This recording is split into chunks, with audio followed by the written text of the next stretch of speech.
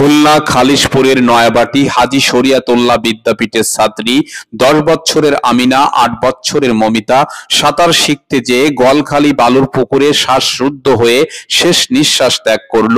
আজ আনুমানিক বেলা 12টার সময় খালিশপুরের আমিনা পিতা পলাশ ও মমিতা পিতা আজিজুল দুজনে একে অপরের খুবই কাছের বান্ধবী। তারা শখের বসে গলখালি বালুর পুকুরে গোসল করতে যেয়ে আমিনা ও মমিতার ফিরে আসা হয়নি, ফিরে এসেছে স্বজনের কাছে লাশ হয়ে।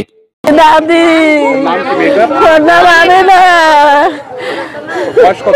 বয়সে 7 বছর দাদি পড়ছে মনে হয়।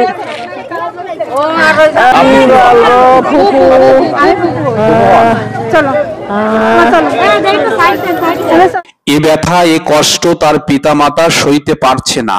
হতবাক হয়ে দাঁড়িয়ে আছে আমেনার পিতা বুদ্ধি প্রতিবন্ধী পলাশ।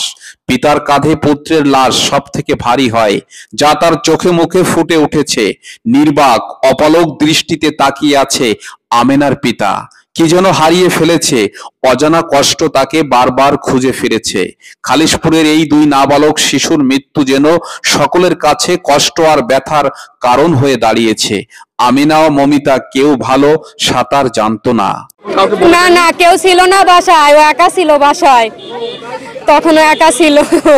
আজকে শুক্র শনি 2 দিন বন্ধ, তো ওই স্কুলে বাটি সরকারি স্কুলে পড়ে, প্রাইমারিতে 2তে পড়ে, ক্লাস 2তে। আমিনার নিকটতম স্বজনদের সাথে কথা বললে তারা জানায়, আমিনা বালুর পুকুরে গোসল করতে যেয়ে আর ফিরে আসেনি। ফিরে এসেছে আমিনার নিথর দেহ।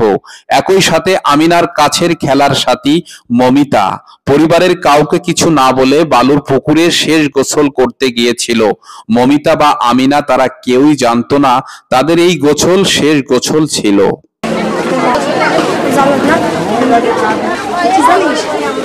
মৃত আমেনা ও মৃত মমিতার পাদুকা দেখে সন্দেহ হয়েছিল অনেকেরই।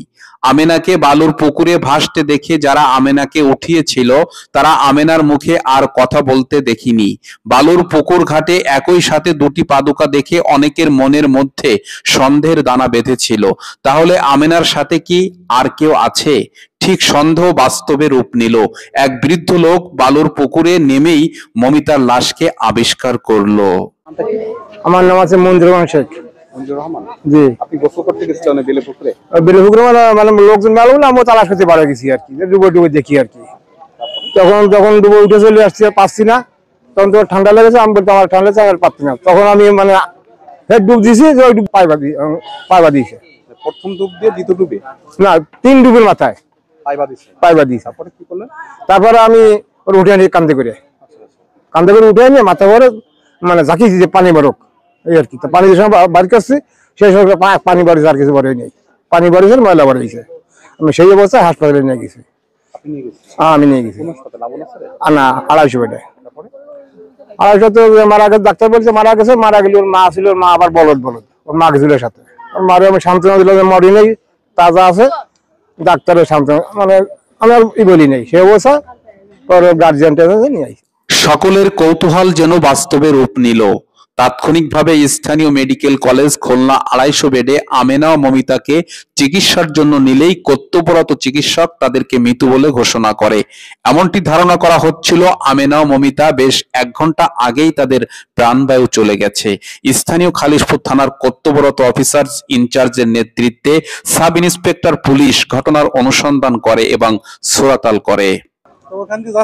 না, ওখানে যাচ্ছি না, মানে রিক্সাটা বাসা নিয়ে আসি। বাসা নিয়ে আমার ছেলে মেয়ে আইছে, ওকে দেখতে আইছি। এর মধ্যে শুনতেছি কি যে মানুষ মারা গেছে, কোয়ানে পানিতে পড়ে।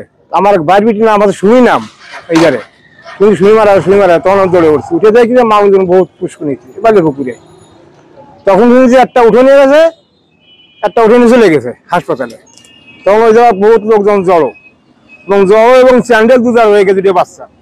তখন বলতেছে কি যে বাচ্চা চালু মানে একটা আছে এখানে।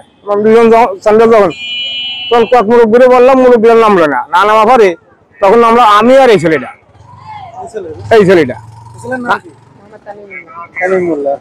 ও আল্লাহ বুঝতেছি। না পরে 3 ডুবির মাথা যে আমার পায়ে বাঁধলো। নাবালিকা মৃত আমেনা ও মমিতাকে খালিশপুরের একটি কেন্দ্রীয় মসজিদের মাঠে জানাজার সালাতের শেষ দোয়া অনুষ্ঠিত হয়।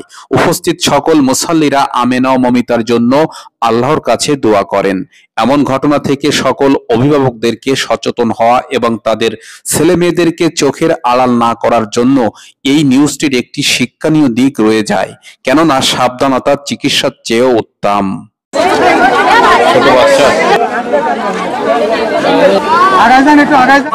আমার নাম ফাতেমা। হ্যাঁ, বাসা পাইছি, তাই না উঠেছি।